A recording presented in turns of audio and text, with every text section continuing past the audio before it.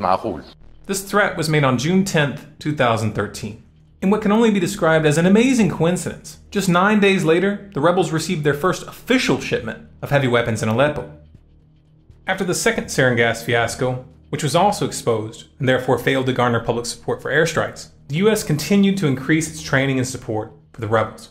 In February of 2014, Haaretz reported that the US and its allies in the region, Saudi Arabia, Jordan, and Israel, were in the process of helping the Syrian rebels plan and prepare for a massive attack in the south. According to Haaretz, Israel had also provided direct assistance in military operations against Assad 4 months prior. Then in May of 2014, PBS ran a report in which they interviewed rebels who were trained by the US in Qatar. According to those rebels, they were being trained to finish off soldiers who survived attacks. Quote, "They trained us to ambush regime or enemy vehicles and to cut off the road. They also trained us on how to attack a vehicle, raid it, retrieve information or weapons and munitions, and how to finish off soldiers still alive after an ambush." This is a blatant violation of the Geneva Conventions. It also runs contrary to conventional military strategy. In conventional military strategy, soldiers are better off left wounded, because this ends up costing the enemy more resources. Executing captured enemy soldiers is the kind of tactic you use when you want to strike terror in the hearts of the enemy. It also just happens to be standard operating procedure for ISIS. 1 month after this report, in June of 2014, ISIS made its dramatic entry, crossing over the Syrian border into Iraq, capturing Mosul, Baiji, and almost reaching Baghdad. The internet was suddenly flooded with footage of drive-by shootings, large-scale death marches, and mass graves. And of course, any Iraqi soldier that was captured was executed. Massive quantities of American military equipment was seized during that operation. ISIS took entire truckloads of Humvees. They took helicopters, tanks, and artillery. They photographed and videotaped themselves and advertised what they were doing on social media.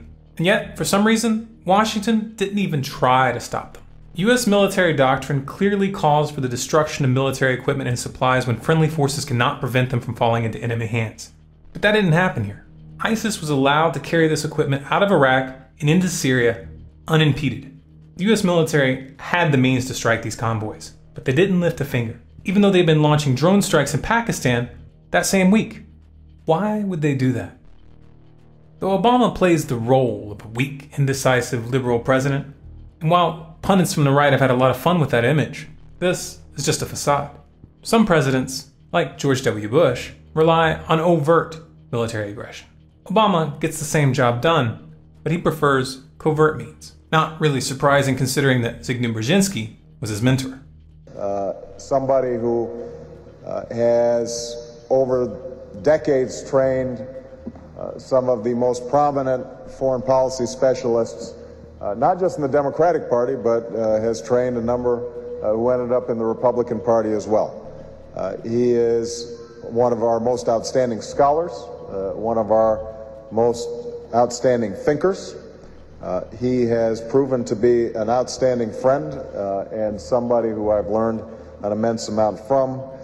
And for him to support me in this campaign and then be willing to come out here to Iowa is a testimony to his generosity. So if everybody could please give Dr. Brzezinski another round of applause. Those who know their history will remember that Zbigniew Brzezinski was directly involved in the funding and arming of Islamic extremists in Pakistan and Afghanistan in order to weaken the Soviets. U.S. National Security Advisor Brzezinski flew to Pakistan to set about rallying resistance. He wanted to arm the Mujahideen without revealing America's role. On the Afghan border near the Khyber Pass, he urged the soldiers of God to redouble their efforts. We know of their deep belief in God, and we are confident that their struggle will succeed. That land over there is yours.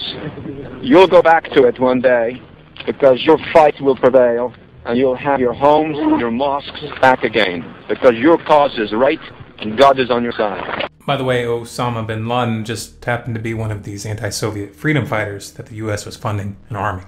This operation is no secret at this point, nor are the unintended side effects. I mean, let's remember here, the people we are fighting today, we funded 20 years ago.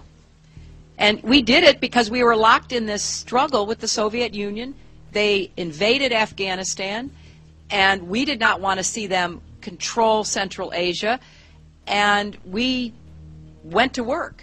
Officially, the US government's arming and funding of the Mujahideen was a response to the Soviet invasion in December of 1979.